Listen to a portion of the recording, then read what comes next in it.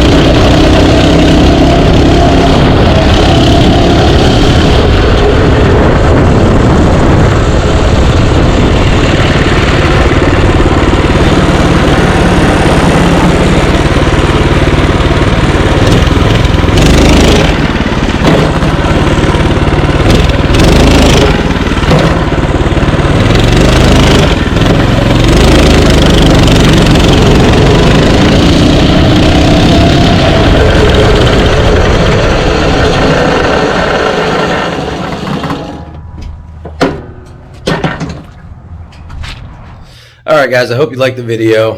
This is my review on the Axis M200.